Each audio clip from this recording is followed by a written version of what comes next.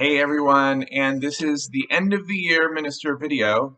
I'm standing in the room where just a few hours ago we hosted people who needed shelter for our first cold night shelter event.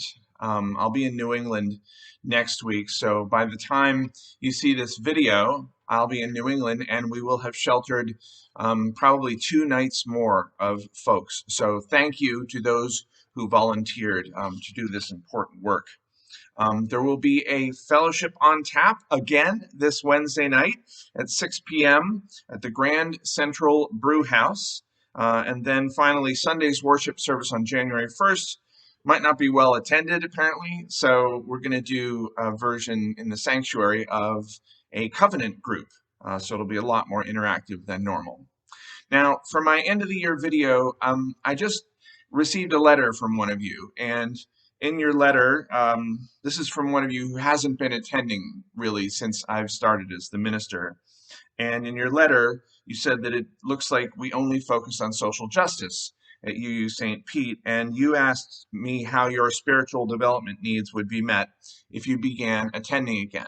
Now, I answered your letter. You've probably received it by now, but it prompted a lot of reflection on my part, and so I thought I'd share the answer to the letter with you as a sort of end of the year looking back. So, dear friend, thank you for articulating your desire for spiritual growth and a sense of community, and for your frankness that you see little opportunity for either in UU St. Pete's current focus on social justice. I've been the contract minister here for a year and a half, and you may have heard the board just signed me on for a third year. During my initial interview in July of 2021, I was asked how I would balance social justice and spiritual development. I responded then, and I think now, that they are not different. Surely you know there are LGBTQIA plus kids out there who are bombarded by messages from other churches. These kids are kicked out of their churches, their religious schools, told they are not welcome, they are not loved, they are not good. UU St. Pete's presence at rallies where it's okay to say gay, at pride marches, and at last week's trans youth rally are all part of my personal spiritual development, as well as many of the others who attend. Our presence at these events allows for the spiritual development for those in the LGBTQI plus community who are denied it at other churches. If they don't know that we're here and accepting them, they can't have spiritual development.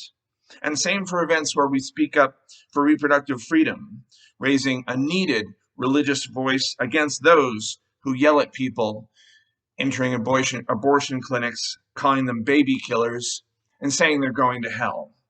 Many of us want UU St. Pete to be the church where gay and trans kids who have been kicked out of their churches, who need abortion, or for those who need abortion care, for those who are kicked out of their homes, can go to be accepted for who they are and without being judged as somehow sinful or worse, a murderer. Meantime, our worship team has been creating deep, warm, funny, musical, interactive, and thoughtful worship, especially now that we can finally meet in person. I've had the privilege of working with 3 chairs of the worship team, and we are well staffed to bring worship services through 2023. Also, Kevin, Richard, and others help foster a sense of community when coffee hour activities follow each Sunday. Covenant groups. Fully half our members seem to be involved actively in covenant groups. This opportunity for small group worship complements the Sunday services, and there is room in several of those covenant groups if you and yours wish to join one. Many of my best spiritual conversations happen during pastoral care visits and calls. I've had the honor of visiting congregants in hospitals, rehab facilities, at their homes, and on the phone. I'd be happy to call or visit you and yours if that would be helpful, or you can meet with me here in the UUSP office. My office hours are Tuesdays, Thursdays, and Fridays by appointment. My efforts are supplemented by the hardworking members of the Care Committee, chaired by Linda Paul.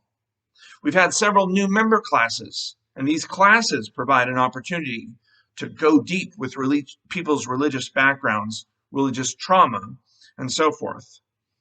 You and yours are certainly not new members, but you'd be welcome in any of our classes. They're held every 3 months, and the next one begins March 5th after our worship service.